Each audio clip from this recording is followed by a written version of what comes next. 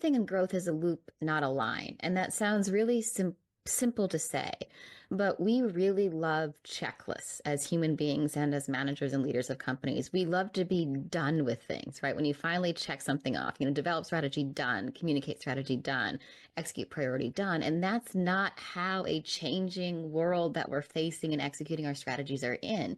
It's constantly going to be moving and evolving.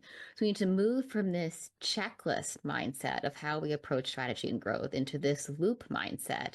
And there's a lot of power in doing that, right? So Survive, Reset, Thrive is a loop. And what happens, let's make it more practical, is you can be in thrive mode and everything can be going great. And there can be a shock to the system that sends you back to survive. These can be external shocks. You can have a surprise interest rate, a surprise election. You can have a big macro event like war or COVID, but you can also have an investor pull out or lose a major customer. And when that happens, you've got to go back into survive mode. And we don't want to do that. We feel once we've gone through the steps to thrive, we'll stay there. But there's real humility in losing the ego and saying it's time to survive. Then we can go back to reset again. Then we can go back to thrive.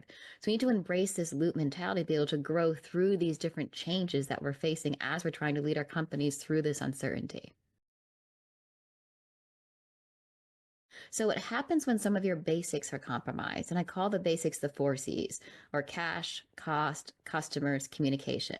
When something starts impacting our cash flow, when our costs are growing faster than our revenue for a reason outside of hypergrowth or doing something like a land grab, when we've lost a customer or seeing customer churn or having issues with our customers, or communication becomes broken or spotty or lots of friction. You're going to go through your 4 Cs, and what I recommend organizations do is set the baseline. Not the goals, but the baseline. Like, where is the minimum any of these 4 Cs should be at any point in time? And when those get triggered, that's a pause point to go into survive mode. And there's real power, again, in knowing when you're in it and admitting it. I always feel like I'm badly paraphrasing Fight Club. The first step is kind of admitting it, but the first step of being survive is admitting you're in survive, because now we can handle it, right? Now we can take all those proactive steps to stabilize and move again out of survive, because you don't want to be in survive longer than you have to. But, and there's a big but, this is a yes but, not a yes and, the longer you refuse to admit that you need to take that stabilize, you're actually losing a lot of things that you need across those 4 Cs. So the simplest is set those baseline triggers for cash, cost, customers, and communication. And when you start approaching them, then it's time to take the pause. Hard resets do happen, but like all of us with our phones, man, you don't want them to, right? But look, hard resets are not the normal reset. The normal reset, you turn the phone off, right? You got to pause and wait a minute, which was probably good anyway because you were getting frustrated, right? It turns back on, boom, you're ready to go again, right? So in a reset, you pause, and with the team, you answer some critical questions that you need to answer for growth. And those questions are 6. What's going on and how's it going to change, and what is success? So where are we going to play? How are we going to win? What could stop us? So what should we do?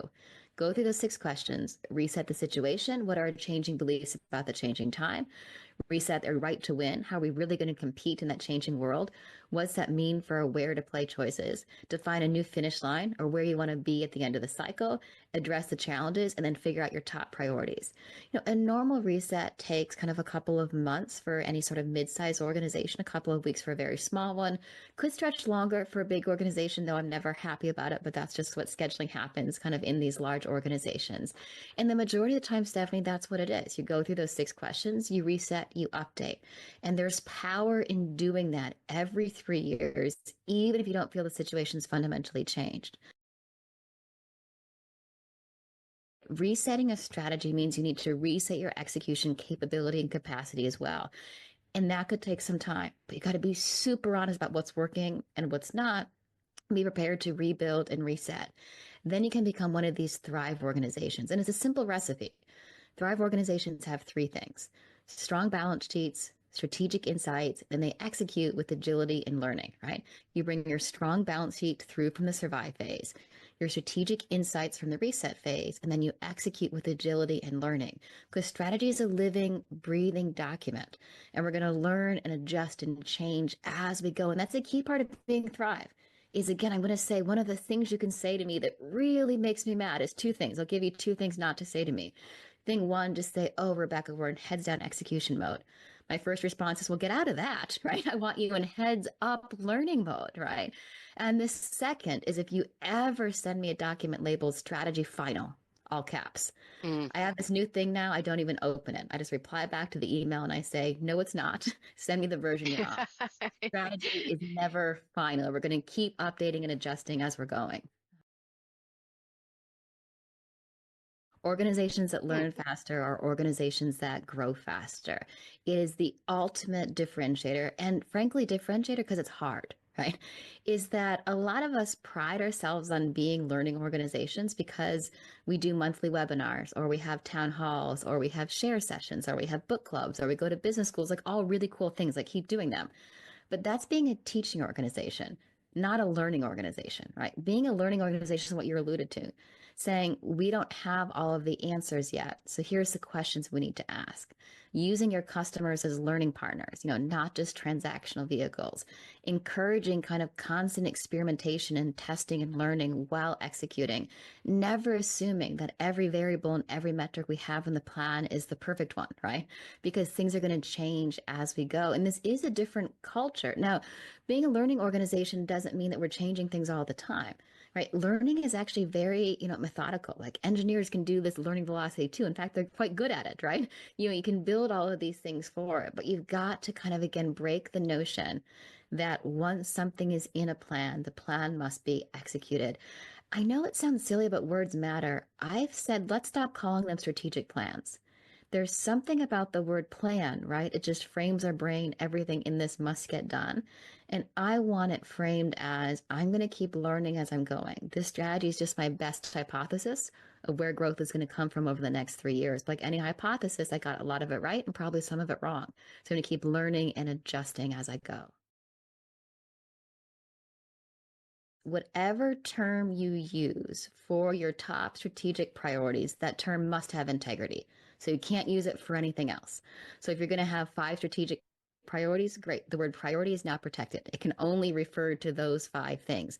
Goals, rocks, again, you do you, right? I said not too recently at a summit, someone, the president was saying, well, the CEO doesn't like the term must win battles. Can we call them so and so? And I said, look, call them giraffes as long as you execute them. Just like pick one word, right? That's all I care about. So I started using the term must win battle. And I've got some colleagues at IMD who use it as well because we have a mess of language inside organizations. You go to any company from 10 employees to 100,000. They have goals, priorities, aims, rocks, OKRs, KPIs, targets. I could keep going and going, right? And this is in small organizations it happens. So put yourself as an employee. If I've got all of these lists of things, which in the English dictionary all translate to most important thing, what am I working on every day, right? And you need something that cuts above the noise and says, no, these are the must wins. You can't just commit to the strategy. You've got to commit to building the capability to execute the strategy. I don't care how smart people are in your organization. Throwing a new growth strategy isn't going to get it done. Are you as a leadership team saying, not only am I committed to this growth strategy, I'm committed to growth, which means I'm going to slow down to speed up. I'm going to make sure I'm building the capability of my team. I'm going to be prepared to change things as the situation changes. I'm going to make some tough decisions on people or markets or products because that's not where growth is coming from. Growth is an absolute commitment, and a lot of organizations aren't prepared to make that commitment. Frankly, it's hard, right? And I'll share something with you, Stephanie. When I wrote the book, one of the first big feedbacks I got from one of the editors was, Rebecca, you say stuff is hard too much. No one likes hard stuff. And they wanted me to rephrase all of that language to make it feel more approachable.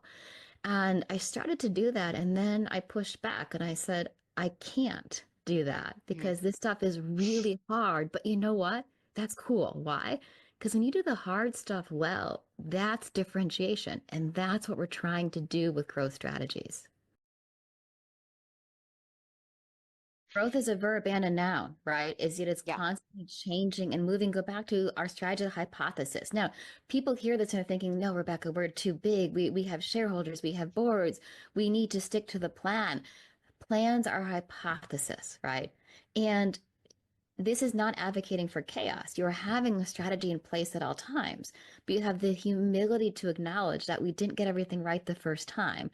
and our situation is going to change. And we're going to constantly be bringing that change in. And that means we've got to build this capability for an organization that can handle and adapt to this change. Now, people try to do this, and they do this by cheating. What do I mean by that? Instead of 5 growth priorities, they have 10, or they have 15, or they have 5, but each of the 5 have 5 sub-bullets, each of which have 15 under it. They're trying to caveat for every single iteration the market will give them, right? Which means you're actually starving any of those growth priorities of the time, treasure, or talent they need to succeed. This is why it's hard to be a high growth company. You've got to be ruthlessly prioritized on those few areas of growth, but build the capability of an organization that can adapt and change as the situation around you changes. Hard is great, right? So just because we've said a couple times things are hard or difficult or only a few people do it, if you've got any sort of entrepreneurial spirit, that should light something in there and say, hold on, like, tell me more, right? Things that are hard are great because when you do hard things well, that is differentiation. You've just got to make the commitment. And I think have an honest conversation with yourself and your team. Do we want to commit to growth? And not everybody does. That's also okay, right? But then, I'm going to annoy you, right? If you have a conversation with me because I am absolutely passionate, wake up every single day on what we can do to do this, lead high growth journeys. If you enjoy this podcast, please make sure to subscribe. And to stay updated on everything that the Action Catalyst is up to, make sure to follow us on Facebook and Instagram at Action Catalyst Podcast and on Twitter at Catalyst_Action. And thanks for listening.